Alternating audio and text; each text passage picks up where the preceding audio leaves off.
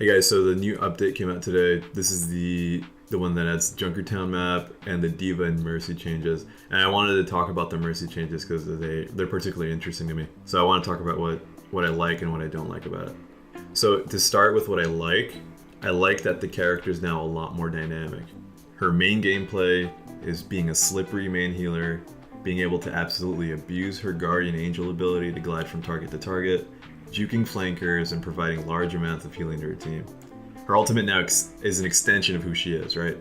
Instead of giving her an incentive to stop playing the game and hide for a bit, she can now be even more slippery and give even more healing. The chain healing mechanic can give her a reason to be picked more in Deathball comps, since they're so close together, for example. She can heal the majority of the team at the same time. It gives more things to do. And the flight mechanic doesn't need to be explained. It opens up so many options on how she can escape or engage. And what I like about her new res is that since she has to res only one target, has to be a lot closer, and she's not invulnerable when she does it anymore, it forces the Mercy player to be a lot more aware of who they're bringing back and why they're doing it. Before, you could a strategy was to just press Q when there's a large amount of dead teammates, even if it's not a good idea. For example, say even if you get that big res in, your team are still at a disadvantage in numbers, doing that's not a good idea. Or resing when your team gets wiped and you res them even though the enemy team didn't use that many ults, it's a bad idea. But it's still, the players had ingrained in their mind, big number, gotta press Q. So I like that the new res forces them, it makes it unable for them to do that. With the new ultimate, I like the flight plus the no regen interruption is insane for her survivability now. Only high burst characters can deal with her if she just decides to hey, I'm just gonna fly up in the air really high. Because Genji and Tracer, two of her typical killers, can't really get her anymore. And I like that there's counterplay to that instead of hiding. Against Tracer and Genji, this strategy could work of just flying up. But say the enemy team's rocking Widow and McCree. She can't really fly on her own. Her regen isn't gonna escape a McCree Widow headshots, right? She has reason to be grounded, it makes her think more, and it gives the ultimate counterplay. She's not hiding anymore, she's an active part of the fight, and she's providing a lot more support to her team. But now for what I don't like. What I liked a lot about the Mercy's old ultimate, I think the best part of it, was that if you committed too many ults to win a fight, you were punished for it hard by the enemy Mercy. The biggest example of this is say a Zarya grabs and her teammates. Typically, Zarya grabs and the enemy team uses every ultimate that they have just to finish off the people on that hole. Then the Mercy just swoops in and she reses her whole team for a big counterplay. People usually feel awful when this happens because they see all their hard work to go to waste, though I think rightfully so, that's the way it should be. Almost never is the majority of a team's ultimates necessary to kill enemies in a grab. People just press Q without thinking, and they should be punished for it.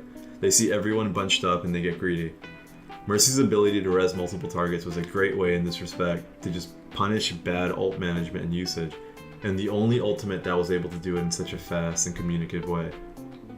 I like that the ultimate could teach players such a vital skill, because there's only so many times that a player that is alert and wants to get better is going to keep pressing Q when everyone else does, when the enemy Mercy is nowhere to be seen. Knowing what situations to use your ultimate to get a large amount of value is very important in this game, and Mercy's old res is a great way to punish players who didn't do that. A common complaint I hear about this mechanic is that there's very little counterplay, right? If the Mercy hides before the team fight starts, it's difficult to try and guess where she's hiding and to kill her before the fight's over.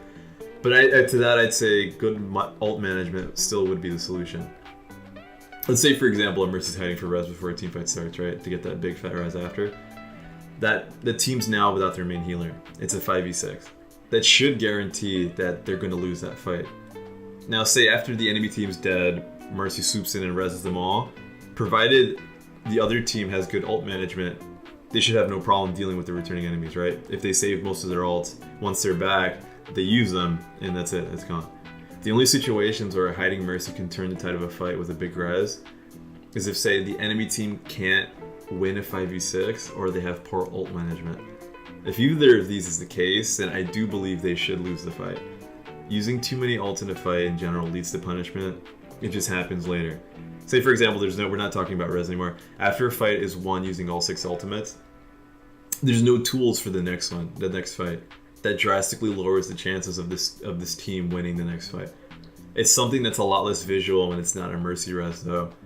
And say there's 30 seconds in between each fight, people are going to forget what happened, or how many resources they used for the last one. So they're much less likely to remember, learn, or understand why they lost the next coming fight. With old res, however, you knew immediately why. You and your team got greedy. When she flies in and presses Q, if you guys use everything, you know you're screwed, right?